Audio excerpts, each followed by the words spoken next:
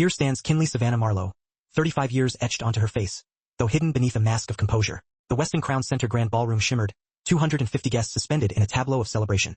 Their champagne flutes raised in honor of the newly appointed CEO. My sister, Brooke, had just concluded her triumphant speech, her smile radiating the self-assuredness of a victor who believed the war already won. She leaned into the microphone, ensuring every smartphone camera captured her words, each syllable a carefully placed dagger. You are relieved of your duties, effective immediately. Security will escort you out. 250 pairs of eyes swiveled in unison, focusing on me. Champagne, mid-journey to eagerly awaiting lips, halted in midair. A gasp, sharp and sudden, pierced the opulent atmosphere. I remained unmoved. With deliberate grace, I detached the guest badge clipped to my sleek black dress, its metallic sheen catching the light. I placed it delicately on the rim of my untouched champagne flute, the clink barely audible against the stunned silence. My gaze locked onto Brooke's, a silent promise of retribution in their depths. Calm as ever. Tell Mom and Dad the board meets in 3 hours. I turned on my heel, the click of my stilettos against the marble floor echoing like a drumbeat. Flashes erupted behind me, mimicking the chaotic frenzy of paparazzi at a celebrity scandal. The double doors closed with a muffled thud, sealing me off from the gilded cage of their celebration. If you've ever been publicly humiliated by a sibling, betrayed at their moment of triumph, you understand the visceral churn in your stomach, the icy grip of betrayal. Drop a like if you have a family saga that still makes your blood run cold. Share your tales of sibling rivalry in the comments below. What's the most egregious thing a brother or sister has ever done to you at a pivotal event? Trust me, the events that unfold within the next 3 hours will dwarf every single one of those stories. Subscribe now, because you won't want to miss the unraveling of this carefully constructed facade. The moment those doors swung shut behind me, the real countdown began. I slid behind the wheel of my black Tahoe, the engine purring to life as if impatient to begin. 28 minutes to Lee's summit, 32 on a clear night, ample time to set the stage for my counterstroke. I muted the radio, preferring the hum of tires on asphalt, the rhythmic click of my turn signal as I merged onto I-470. The city lights blurred into a watercolor smear. When I pulled into the garage, the house was shrouded in darkness save for the solitary beam of the motion sensor light illuminating the workbench. I bypassed the house altogether, heading directly to the makeshift command center. I flipped open the laptop that had been patiently charging since 6 that morning, its screen glowing with anticipation. Facial recognition granted me immediate access, and I navigated to the folder labeled Continuity. Everything was meticulously prepared. The encrypted email, primed to detonate in the inboxes of every board member and registered shareholder. The certified mail packets, addressed, stamped, and the digital signature already timestamped at 6:03 a.m. All that remained was the simple act of execution. One click launched the email. Another scheduled the courier pickup in 14 minutes. Done. People delude themselves into believing that majority ownership is a swift, overnight acquisition. It isn't. It begins with a single, seemingly insignificant half-page agreement, signed when you're 19 and too stubborn to accept a conventional salary. Back in 2009, Marlowe Nexus was a fledgling enterprise, a mere 20-person operation crammed into a warehouse in North Kansas City. Dad had offered me a director title, a generous salary of $180,000. I declined, opting instead for equity. He chuckled, signed over 8% and quipped, "Fine kid, own the dirt under the building." I never sold a single share. In 2011, during the Midwest cold chain expansion, I bartered another 4% foregoing a substantial bonus. Brooke, blinded by ambition, had almost steered us into a disastrous partnership that would have hemorrhaged $42 million. I quietly persuaded the board to incorporate Section 14C. They dismissed it as paranoia. I recognized it as essential insurance. By 2016, the acquisition of a California refrigerated tech startup netted me an additional 12% for structuring the deal. In 2020, when Mom and Dad sought liquidity to finance their lake house renovations, I purchased their golden shares at fair market value, offering no familial discount. They believed they were doing me a favor. They were mistaken. Point by point, deal by deal, I steadily amassed control, until the ledger revealed a staggering 71% held solely in my name. No one bothered to trumpet it on the company website.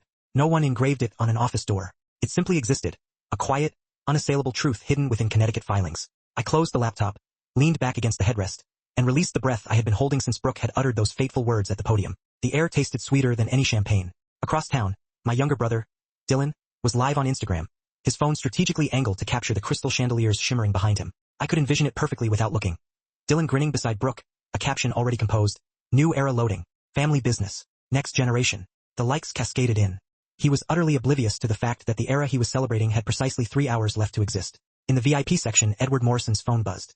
Edward, the silver-haired attorney who had drafted every major contract for Marlowe Nexus since its humble beginnings in 1997, felt the vibration against his chest as he raised a forkful of grilled salmon. One glance at the screen transformed his face into the color of printer paper. He rose with such abruptness that his chair screeched across the marble floor, disrupting the delicate strains of the string quartet. Without a word of apology, he grasped Dad's elbow with one hand and Mom's wrist with the other, steering them forcefully toward the nearest service door. The cramped backstage hallway reeked of overheated catering trays and the cloying scent of fresh flowers. Edward swiped a key card he definitely wasn't authorized to possess, locking the door behind them, and thrust Dad's phone into his hands as if it were a ticking bomb. Dad accepted it with trembling hands, his thumbs whitening around the edges. He scanned the cover page once, blinked, and reread it. His gaze snagged on the single paragraph that mattered. Section 14C, the emergency continuity clause, drafted and executed in 2014 after Brooks' near-catastrophic West Coast distribution deal that would have drained $42 million and spawned 3 years of litigation. The board had labeled me paranoid. Dad had signed the amendment while half-watching a Chiefs game on the office television. He had never bothered to read beyond the title. He devoured every word now, his lips moving silently. When he reached the line stipulating that any unilateral executive termination by a non-equity appointee immediately suspended all authority and reverted control to the majority shareholder, the air escaped his lungs in a slow, deflating sigh. His shoulders slumped forward, as if invisible strings had been severed. Mom peered over his arm, caught sight of my electronic signature at the bottom, and the tears began before she reached the end of the second sentence. Not dramatic sobs, but silent, unstoppable streams that carved rivers of mascara down her cheeks. She pressed a white linen napkin to her mouth, attempting to stifle the small, broken noises escaping. Edward kept his voice barely above a whisper. Rick, this is live. Timestamped 6:03 this morning. Every board member and registered shareholder just received the identical package. We are inside the 3-hour window. There is no pause button. Dad looked up, his eyes glassy and unfocused. She doesn't know yet.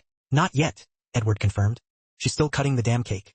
Out in the ballroom, Brooke was laughing at something the MC whispered, sliding the silver knife through 4 tiers of champagne-soaked vanilla, while cameras flashed like lightning. She lifted a perfect slice, waved it at the crowd, and beamed like the queen of everything she was about to lose. Mom's voice cracked through the tears. Rick, bring her in here. We stop this before it goes any further. Dad was already reaching for the handle, his knuckles white. As Mom dabbed at the last tier with her crumpled napkin, the door flew open. Brooke strode into the small backstage room first, Dylan trailing close behind, both still radiant from the spotlight and applause that had followed them off the main floor. The door slammed shut behind Dad with enough force to rattle the framed supplier awards adorning the wall. The smile that had been plastered on my sister's face all night didn't even flicker initially. What exactly is this about? She asked, smoothing an invisible wrinkle from her white blazer as if she had a red carpet interview awaiting. Did Kinley throw one of her dramatic fits and run crying to you? Dylan snorted, his thumbs flying across his phone screen. Typical. She always needs the attention when things don't go her way. Dad remained silent.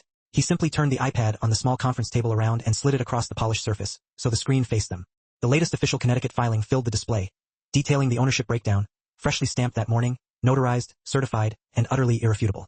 71% sat in bold under the single line that read, Kinley Savannah Marlowe. Brooke's eyes locked on the number. Her perfectly lined red lips parted, but no sound emerged. The confidence drained from her face in slow motion, leaving only stunned shock. Dylan leaned over her shoulder, anticipating some kind of joke or glitch. When the same figure stared back at him, his smirk vanished as if someone had flicked a switch. His mouth opened, closed, opened again. No sound, just a soft wheeze. Brooke finally managed to whisper, her voice thin and razor sharp.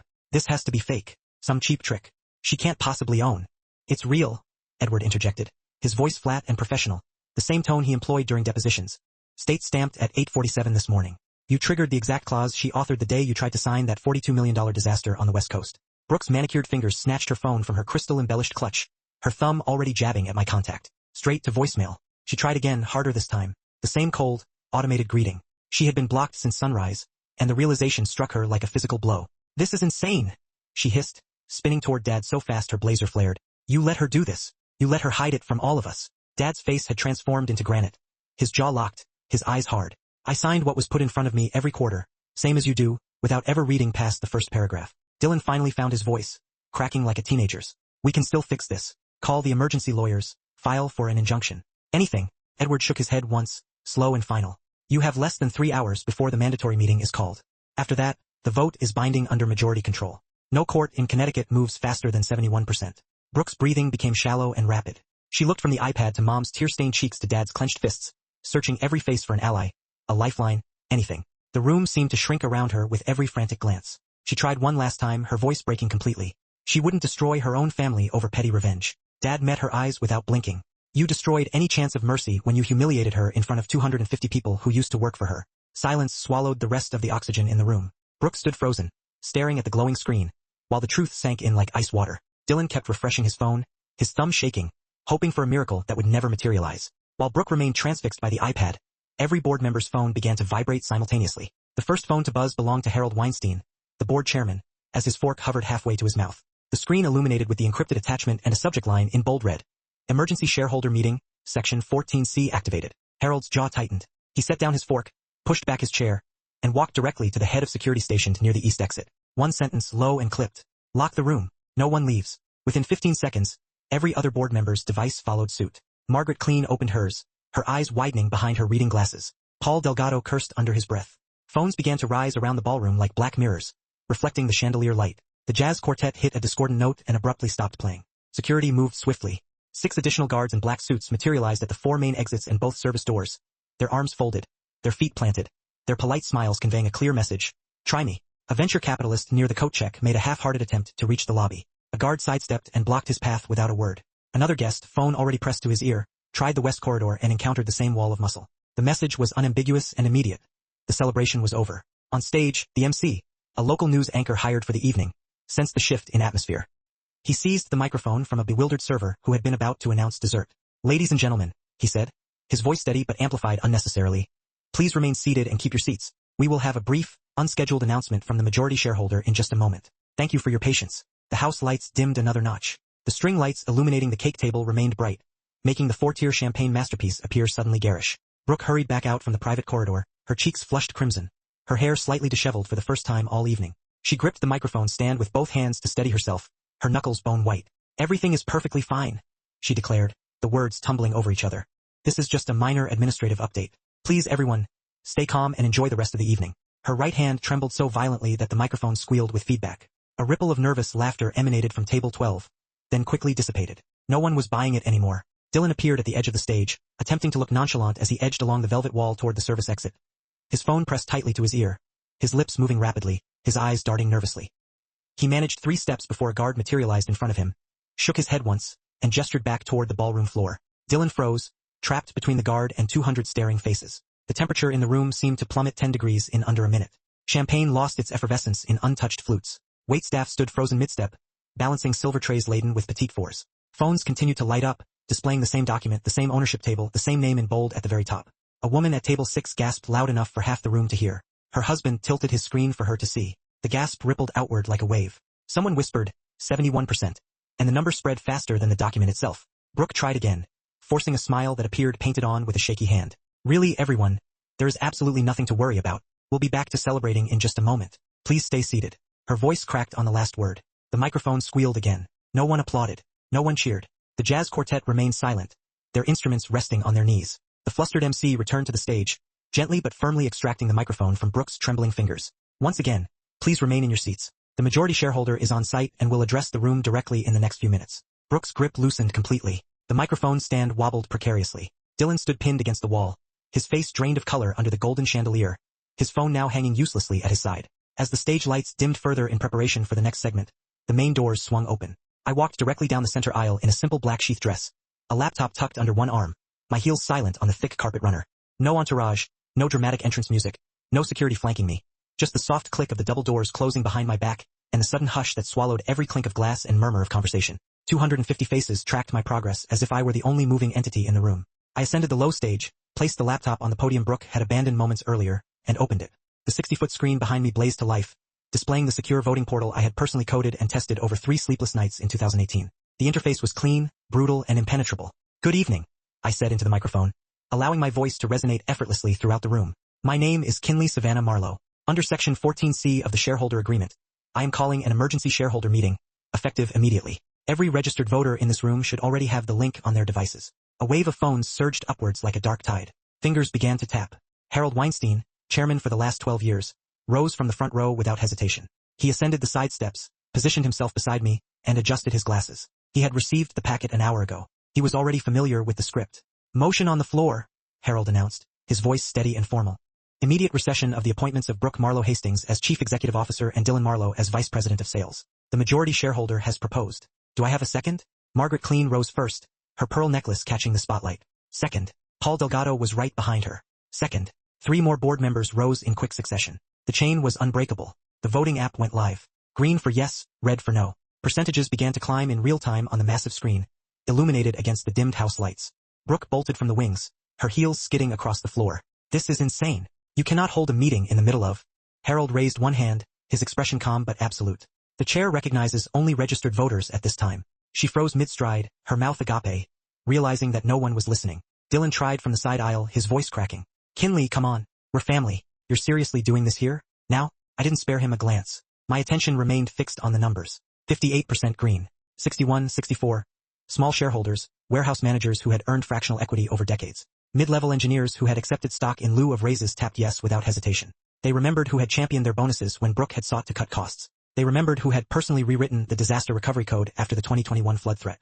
Long-term institutional investors who had watched me decline more glamorous titles for deeper ownership didn't even blink. Their votes locked in within seconds. Brooke tried again, her voice louder, desperate. Harold, shut this down. She's bluffing. Harold didn't flinch. 70% achieved. Motion threshold met. 71% snapped into place and remained frozen. Solid green across the entire screen. Harold turned to the room. Motion carries by majority shareholder authority. Appointments are rescinded. All executive privileges revoked. Meeting adjourned. The final tally remained illuminated for 5 full seconds, searing itself into every retina in the ballroom. A collective exhale rippled outward. Someone dropped a fork. The clatter reverberated like a gunshot. Brooke stared at the numbers as if she could force them to change through sheer willpower. Her lips moved, but no sound escaped. Dylan's phone slipped from his fingers and impacted the marble floor with a sharp crack that echoed under the chandeliers. I closed the laptop with a soft snap. When the last hand had fallen, and the result blazed across the screen, Harold's voice sliced through the stunned silence like a knife through silk. The motion is adopted unanimously. Brooke Marlowe Hastings and Dylan Marlowe are hereby relieved of all executive duties and titles effective immediately upon this adjournment. The words hung in the air, heavy and final. Brooke lunged forward from the edge of the stage, her heels scraping against the polished wood. You can't do this. This is my company, our family's legacy. I didn't raise my voice. I turned the laptop screen toward the projector feed, clicking to the next slide with a deliberate motion. The large display behind us shifted, bathing the entire ballroom in a cold blue light. I just did. And to ensure a smooth transition, there are additional measures in place. The slide filled with the pre-signed addendum I had prepared at dawn, every line vetted by outside counsel. It outlined the immediate activation of the 10-year non-compete clause, barring both Brooke and Dylan from any role in the food supply chain software sector or related industries nationwide. No consulting gigs, no board seats at competitors, no advisory whispers to clients we had built together. Below that, in bold bullet points, was the immediate forfeiture of all golden shares previously granted, along with the permanent revocation of future dividend rights tied to their executive packages. Those shares weren't mere pieces of paper. They were the safety net Brooke had cashed in for her Hamptons weekends, the buffer Dylan had utilized to fund his vintage car collection. Gone with a single click. Brooke's eyes scanned the text line by line, her lips parting as the implications registered. The color drained from her face until she resembled a ghost under the spotlights. Dylan, standing just behind her, clutched the podium, his skin taking on a sickly gray hue. He looked as if he might actually vomit on the Persian rug. Security? I said quietly into the lapel mic, my tone even, almost bored, for guards materialized from the wings, moving with the practiced efficiency of men who had trained for precisely this kind of corporate theater. Two positioned themselves beside Brooke, taking her by the elbows, their touch gentle but unyielding, like escorts at a black tie event gone wrong. The other two did the same with Dylan, one hand resting lightly on his shoulder, the other ready at his back. My sister twisted against their hold, her blazer riding up, her voice rising in pitch. Dad, Mom, do something. Tell them to stop. Dad stood rooted beside Mom near the front row, his hands clasped so tightly that his knuckles gleamed white against his silver wedding band. His gaze remained fixed on the floor, tracing the intricate pattern in the carpet as if it contained some answer he had overlooked all these years. Mom's face was a mask of smeared mascara and trembling lips, but she didn't stir, didn't call out, didn't reach for her phone. Their combined 8% stake, once a comfortable cushion for retirement golf trips, held no significance in this room now. No vote to cast, no voice to raise, no power left to wield against the tide I had built, brick by notarized brick. Brooke, please, she pleaded, her voice desperate as the guard steered her toward the service corridor off stage, the one lined with emergency lights and forgotten coat racks.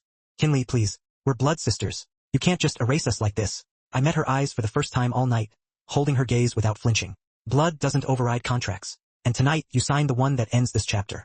Dylan was already halfway down the steps, his shoulders hunched and shaking under the guard's steady pressure. He didn't fight like Brooke, merely stumbled along, his head down, the fight evaporating with every step. The doors to the corridor closed behind them with the same soft, echoing thud they had made when I walked out 3 hours earlier. Except this time, there was no return. The room remained frozen for another 5 endless seconds, the kind where you can hear your own heartbeat over the hum of the air conditioning. A single cough from the back row broke the spell. Then Harold cleared his throat into the microphone, his baritone as steady as ever. This emergency meeting is now adjourned. Thank you all for your attention and cooperation this evening. Dessert service will resume shortly. I closed the laptop with a quiet snap, the screen going dark. The projector hummed off. I gathered my belongings and walked off stage, past the velvet ropes and the staring faces of partners who had once shaken Brooke's hand as if she owned the future. Now they nodded at me, subtle shifts in allegiance written in averted eyes and murmured congratulations. Mom finally stirred, taking a single step toward the corridor, but Dad's hand on her arm stopped her cold. They remained there, spectators, to the end of an. Here is the expanded and creatively rewritten translation.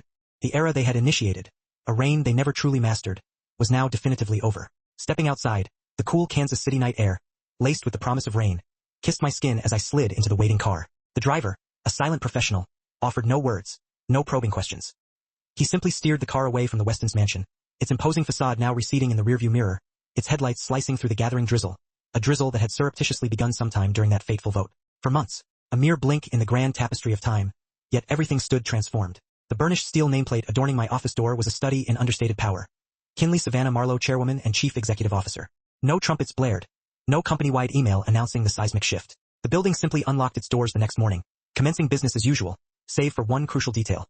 Every decision, every strategic maneuver, now flowed through me. The first quarter numbers arrived, a triumphant crescendo exceeding forecasts by a stunning 28%. The restructuring plan, meticulously crafted in years in the making, unfurled without a whisper of resistance, a testament to the shifting tides of power. Warehouse automation contracts, projects that Brooke had inexplicably stalled for a frustrating 18 months, were inked and sealed within a mere 9 days. Clients, once wavering on the precipice of uncertainty, now called, their voices tinged with renewed interest and a palpable sense of urgency. Stability, it seemed, was a potent selling point. Brooke wasted no time.